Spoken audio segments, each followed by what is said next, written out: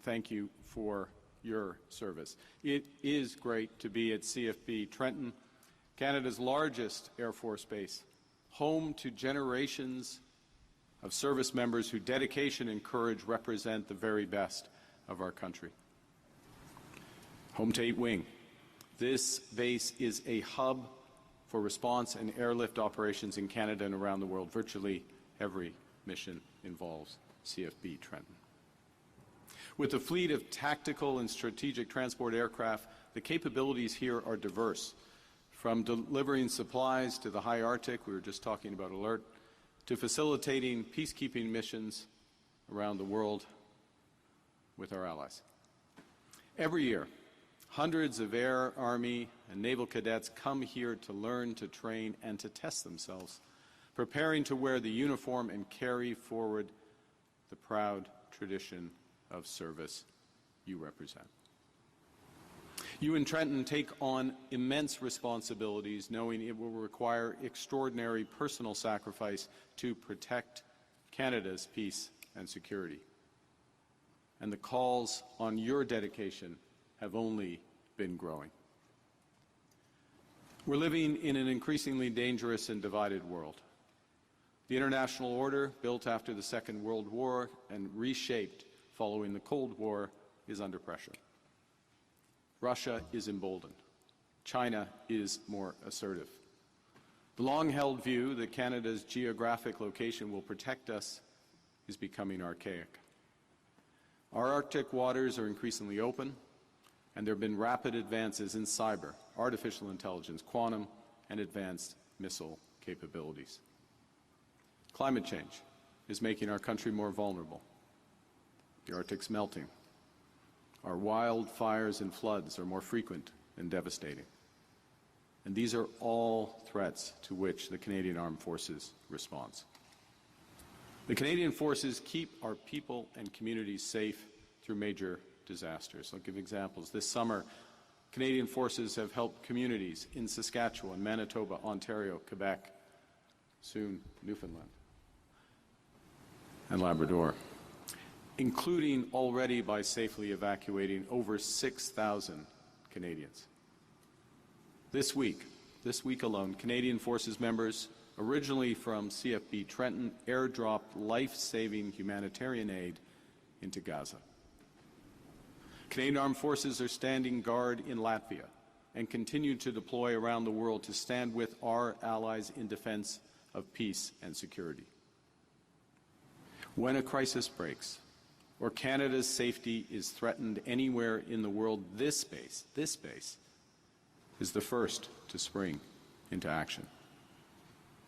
And from CFB Trenton, fallen heroes have been repatriated to their families with honor, carried along the highway of heroes, draped in the maple leaf, to be etched in our memories.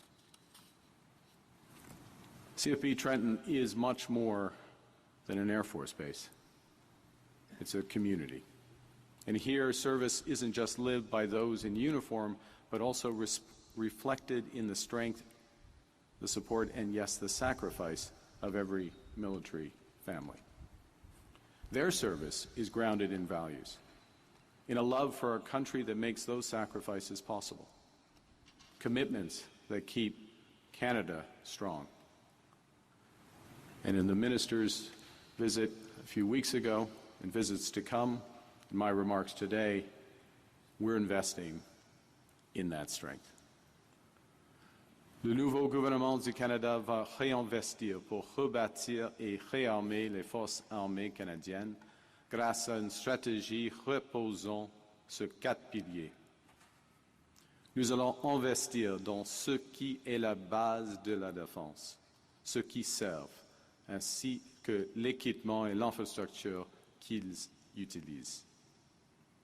Nous allons améliorer et moderniser nos capacités militaires avec plus d'avions, de véhicules de combat, de drones et de systèmes de détection et en repérant les navires de la marine canadienne. Nous allons renforcer l'industrie canadienne de la défense et finalement, nous allons diversifier les partenariats du Canada en matière de défense. Au cœur de ces investissements se trouvent les hommes et les femmes des forces armées canadiennes. Canadians have always been proud of our armed forces and respect your unwavering dedication. But just as we have taken our security for granted for too long we have relied too heavily on that dedication of women and men who keep us secure. As the demands on our Canadian Armed Forces have increased, their resources and their salaries have not kept pace. And these are the men and women we trust to wear the maple leaf, the Canadian flag, and to risk their lives for it. Their pay, your pay, should reflect the weight of your responsibilities. In Halifax a few months ago, I shared our vision to rebuild, rearm, and reinvest in the Canadian Armed Forces in order to protect Canada's sovereignty, to bolster our industrial capacity and create new careers for our workers. And at that time, I committed that Canada's new government would raise the pay of all members of the Canadian Armed Forces. And today, with Minister McGuinty and with Deputy Millett, I'm proud to fulfill that commitment by announcing that all members of the Canadian Armed Forces will receive a pay raise. Specifically, there will be an 8% raise for colonels and above, a 13% raise for lieutenant colonels and below, and a 20% raise in starting pay for privates in the regular force. These increases will be retroactive to April 1st of this year. There'll be increases on top of base pay, putting more money in the pockets of everyone. We will also introduce a new military service pay benefit specifically tied to time in service, so that paychecks honor years in uniform. We will also introduce additional supports in the coming months for members preparing for combat and high-risk training, so they are paid fairly in addition for those intense commitments. We will make posting allowances fairer, based on how many times members have had to uproot their lives, the lives of their families, to protect ours. And will give more support when those moves take them far from their families. And if the members of the forces are called to serve here at home in a flood, a wildfire, or another disaster, we'll recognize that service with increased pay as well. And finally, we will target extra support to the critical trades where we need the personnel the most, so we can keep the Canadian Armed Forces ready at all times. These increases in pay and incentives will help us to revitalize and transform recruitment and retention, to bolster force readiness, and to ensure that members in uniform have the confidence and certainty that they need. At Canadian Armed Forces bases, like Trenton, service isn't an abstract ideal, it's a lived reality. And in that lived reality, behind every member in uniform, there's a family that serves right alongside them. Spouses who pack up the house on short notice, move across the country or around the world and build a new life from scratch. Kids who have to change schools and leave friends behind. Parents who spend holidays with an empty seat at the table, trusting the child they raised will make it home safely. So when we raise pay, we're not just recognizing the Armed Forces member, as important as that is, we're also helping to strengthen their families. Higher pay means greater financial resilience, more stability, more career choices for spouses, and more opportunities for their children to pursue their dreams. Lorsque les membres des forces armées seront mobilisés ici au pays ou outre-mer, ils pourront se concentrer sur leur mission, sans autre préoccupation. C'est comme ça que nous faisons en sorte que lorsque les Canadiens et Canadiennes sont en détresse, lorsque nos alliés appellent à l'aide, ou lorsque notre souveraineté est menacée, les forces armées canadiennes seront prêtes. Now, in addition to the substantial pay raises, we're focused on providing our CAF members with the resources that they need and deserve. Canada's new government recognizes that our military infrastructure and equipment have aged, hindering our military preparedness. We recognize that only one of our 4 submarines is seaworthy, that less than half our maritime fleet and land vehicles are operational. So we're modernizing our military equipment and technology. We're building up our own defense and security industries and diversifying those international defense partnerships. With investments of over $9 billion this year, Canada will reach our 2% NATO pledge, 2% of GDP NATO pledge, half a decade before schedule. And we will further accelerate our investments in years to come. At the NATO summit earlier this year in The Hague, the Minister and I announced Canada's intention to meet the new defense investment pledge of 5% of annual GDP over the next decade, by 2035. And to put that into context, our total spending on defense and security will quadruple by the end of this decade relative to 2023-24 levels. Now, we are laser focused on ensuring that this spending has the maximum impact on behalf of all Canadians. That means working with the best partners. It means getting maximum value for money with the greatest benefit for jobs and economic activity here in Canada. And that's why in June we concluded the new EU-Canada Security and Defence Partnership to advance Canada's participation in the European Security Initiative and Rearm Europe plan. This will give us better access to European defence partners for our needs, and it will give our defence suppliers greater opportunities to help supply Europe's needs. We are also in the process of creating a new defence procurement agency to move at pace to get our armed forces the equipment that they need when they need it. And our investments in defence will expand Canada's industrial capacity so we can equip Canadian armed forces using Canadian steel, Canadian aluminum, Canadian critical minerals, Canadian cyber, and Canadian lumber. We will increase our security presence around the world, including to protect NATO's eastern flank, and by protecting Canada, we will protect NATO's western flank.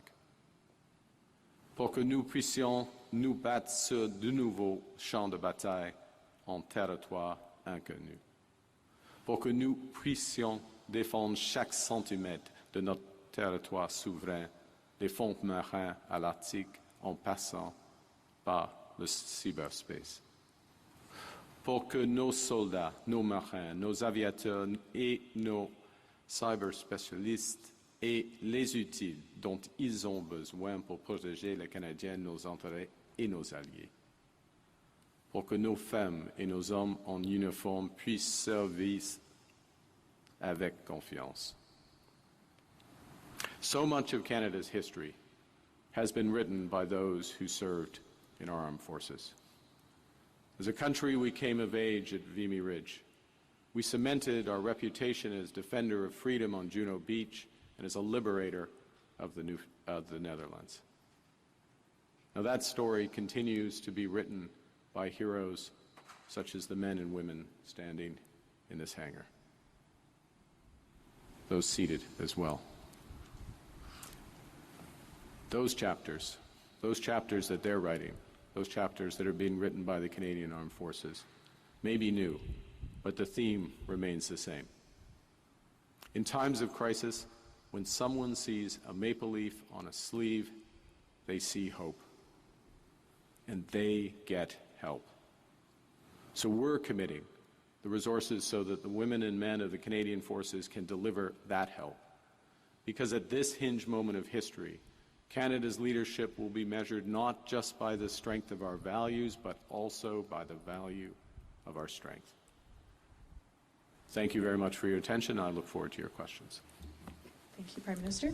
We'll now begin with the question period. We're going to do 15 minutes of question. On va faire 15 minutes de questions. Première question, Mackenzie Gray.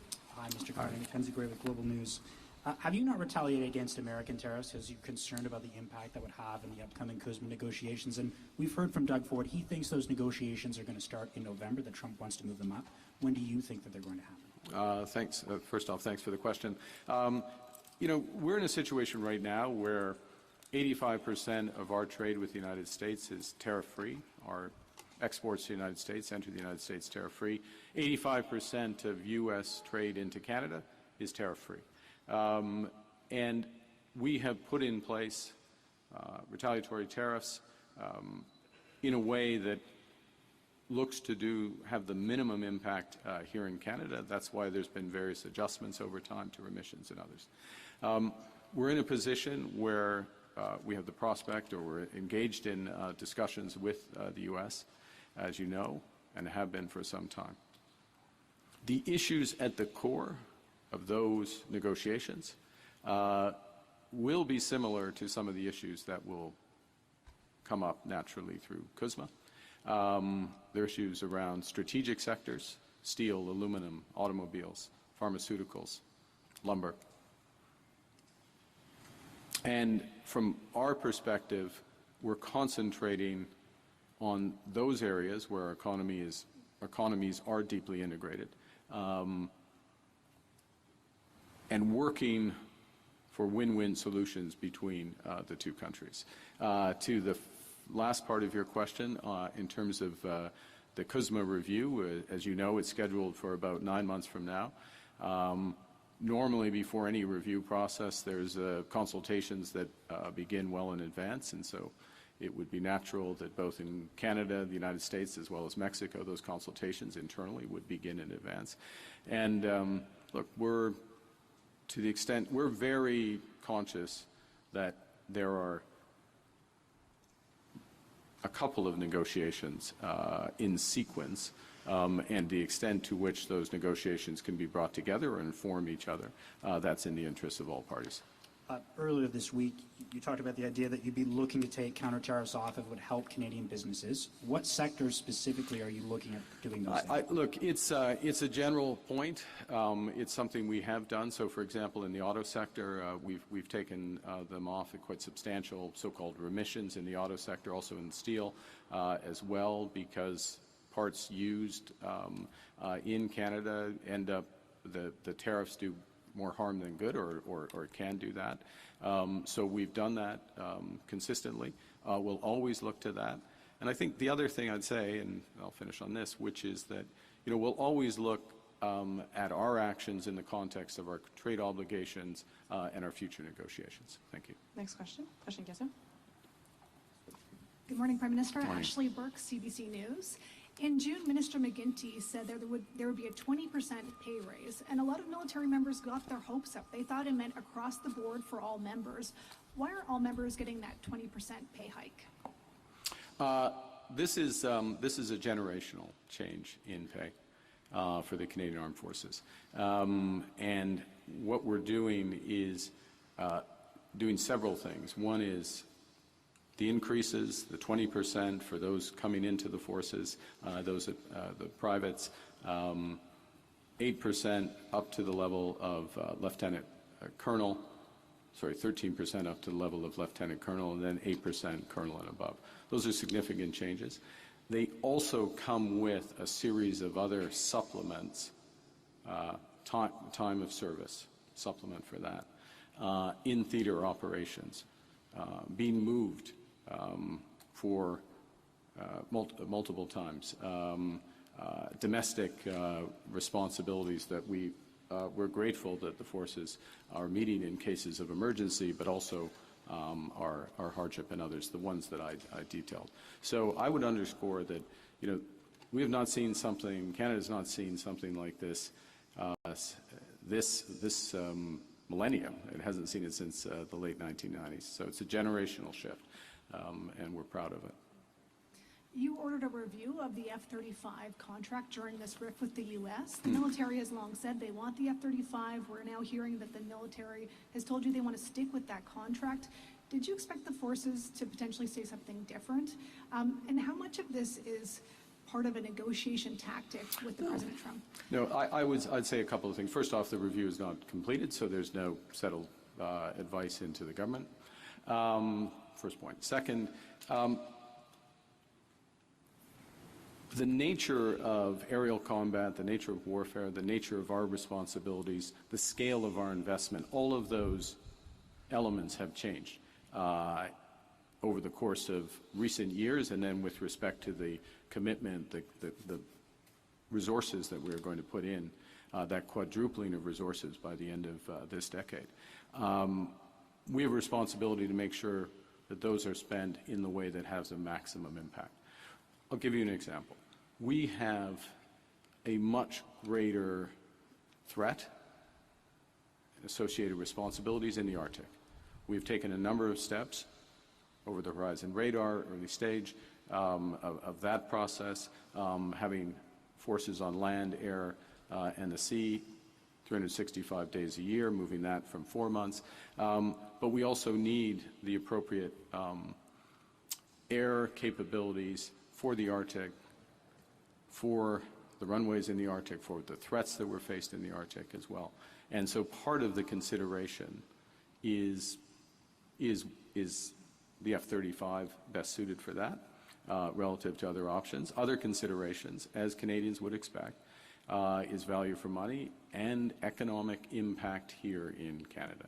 So I would make the core point that the review is driven by the need and the responsibilities and approach that we're taking to making sure that this very large and necessary investment in defense is done so most effectively. Next question, Canadian Press. Hi, Mr. Prime Minister. Kyle Duggan from the Canadian Press. Can I get your reaction to Israel saying that Israel planning to take over Gaza City? Yeah, thank you for the question. Well, I would say first, we join others, many others, in viewing that this is wrong, that this action is not going to contribute to an improvement in the humanitarian situation on the ground. It is going to put the lives of the hostages at greater risk rather than lessening it. We reiterate our call for an immediate ceasefire. We reiterate our call for Hamas to immediately return all of the hostages and their remains. We reiterate that Hamas has no role going forward, and we'll continue to work with our allies to contribute what we can to achieving those outcomes. Thank you. And as a follow-up, could I get your reaction to the jobs reports, loss of 41,000 jobs, worse than expected? Thank you. Sure. A couple of things. One is that obviously we look very closely at developments in the labor market. We had a very strong job report in June, over 80,000 jobs created. We now have the July jobs reduction of just over 40,000. What's interesting about, if you look across those areas, the geographic spread is, in the July report, is more in Western Canada. It's in Alberta and Saskatchewan. Less in the manufacturing sectors where we will expect, we expect to see pressure. And there are pressures, which is why we're taking action in steel and lumber, and we will in autos and other areas. I'd also note that in that jobs report, the unemployment rate held steady, and for the second straight month, we've seen a further acceleration in wage growth. So wage growth now at 3.5%, up from below 3%. So wage growth now outpacing the growth in CPI. So that, combined with the tax cut that we put in place, combined with the removal of the consumer carbon tax and other measures, progress on cost of living. Just to be clear, progress. We're not satisfied that that's enough. There's much more that needs to be done, which is why we're looking to make sure, and to bring it back to today and why we're here, we're looking to make sure, and we will make sure, that as we build our military, we'll build our economy as well. Thank you. Question, KUSMA. Oui, bonjour, Andrea Bonjour. Williams de Radio-Canada. Première question, on parle d'un investissement de 2 milliards de dollars annuellement. Quel est le retour sur investissement pour les Canadiens? Tout d'abord, oui, c'est un investissement, mais au fond, c'est correct, c'est équitable. Parce que les membres des forces armées canadiennes ont beaucoup de responsabilités. Ils font beaucoup de sacrifices pour notre pays. Et ce qui est clair est que leurs salaires ne sont pas à un niveau avant que cette augmentation à un niveau approprié. Premier point. Deuxièmement, en ce qui concerne le rendement, si on peut dire, pour cet investissement, c'est la sécurité de notre pays, au fond. À un moment où beaucoup de Canadiens, beaucoup d'Ontariens craignent de perdre leur emploi en raison des tarifs douaniers, il y a beaucoup d'incertitudes. Comment justifier que des membres des Forces armées canadiennes obtiennent une augmentation de salaire alors qu'il y a des fonctionnaires qui demandent la même chose depuis longtemps? Oui, depuis longtemps, mais depuis longtemps, il n'y avait pas une augmentation des salaires pour les Forces armées canadiennes. Et les hommes et les femmes ici, et à travers le pays et à travers le monde, ils travaillent pour les Canadiens, ils sacrifient pour nous, sans une augmentation de leur salaire. Alors c'est une question de timing, mais au fond, c'est une question d'être équitable. Je suis fier de cette initiative. Next question, CTV. Oui. Judy Trin, CTV News. Prime Minister, given that you have said that Canada will recognize a Palestinian state, and given that Prime Minister Netanyahu has an arrest warrant issued by the International Criminal Court, and yet he is still considering and he wants to take over parts of Gaza City, will the Canadian government consider sanctions against Israel? Thank you for the question. We are working on multiple fronts to try to bring a level of stability to the region, then security, then peace to the region. And in terms of those fronts, yes, working with allies, working with the French, working with the British, working with partners in the Middle East, other partners in the Middle East, to work towards stabilization of the situation. And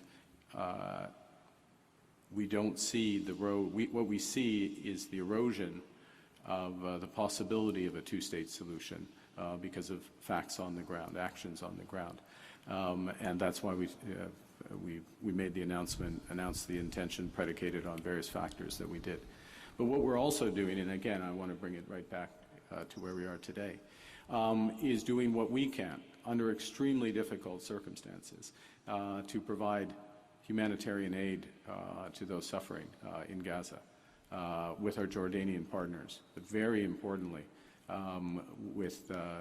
directly with the Canadian Armed Forces. Earlier this week, just under 22,000 pounds of aid brought through Cyprus and airdropped into Gaza. And that's the forces at its best in one of the worst situations in the world. Prime Minister, are sanctions on the table against Israel? Is that being discussed? Look, there's various routes, immediate assistance, the work we're doing, as I say, with partners. We've made announcements. I'm not on the cusp of making another announcement at this point. Next question, New York Times. Ian Austin. Yeah. Prime Minister.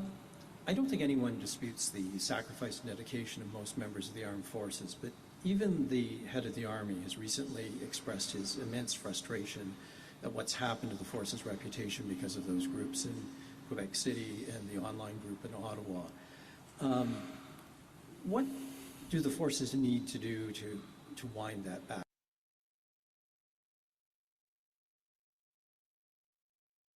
Well, I think thank you for the question. The first is to take every situation seriously, to be absolutely transparent about the situation, obviously having to respect due process and disciplinary or court proceedings that can evolve. The second is to be systematic. Okay, so you referenced some terrible situations, at least as reported, but there is a more general issue. By systematic, it's the reforms that the Chief of the Defense Staff and the Minister and their colleagues are overseeing that reinforce the best of the forces culture. First point. The second, what comes with that in being systematic is you survey the forces and you have mechanisms to discover, as you should in any organization, your organization, the Government of Canada, where you can report where there are harassment issues or issues of hate speech or other elements. Track those, work to reduce those.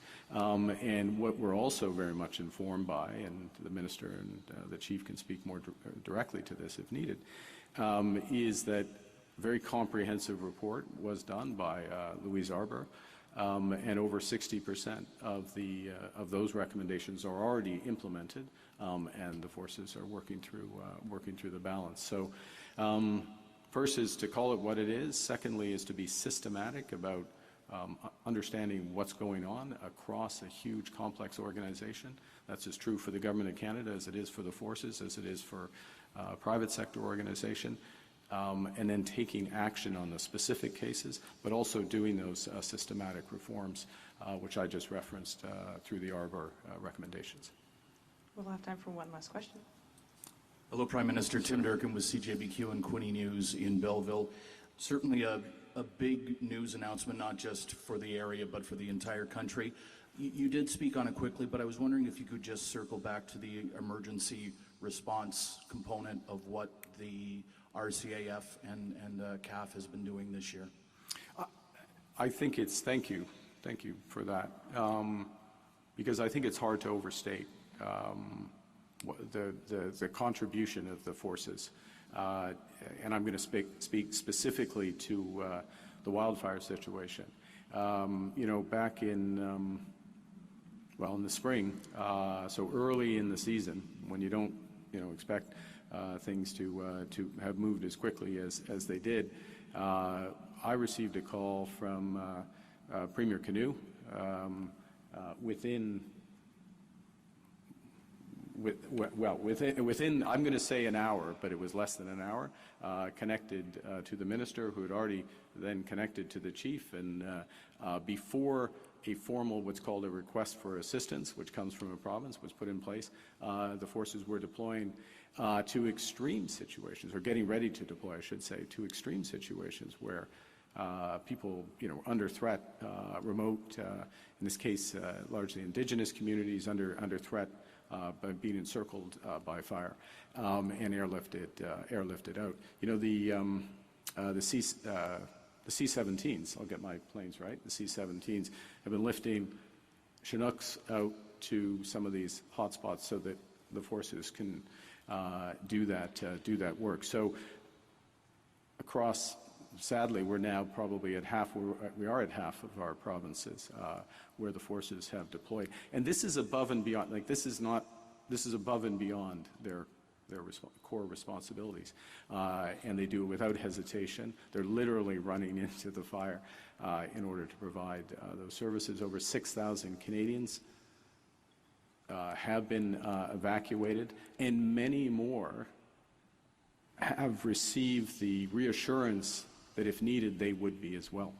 And that's hard to quantify, and we're very much in their debt.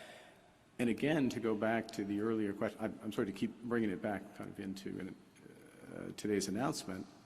There's no extra pay for that, or there hasn't been. There's no, and there's no questioning of that, of course, by the forces. But we think in terms of fairness, there should be and there will be. Thanks. Thank you. This was an end to our press conference. Okay. C'est la fin de la conférence de presse. Merci. Merci beaucoup. Okay.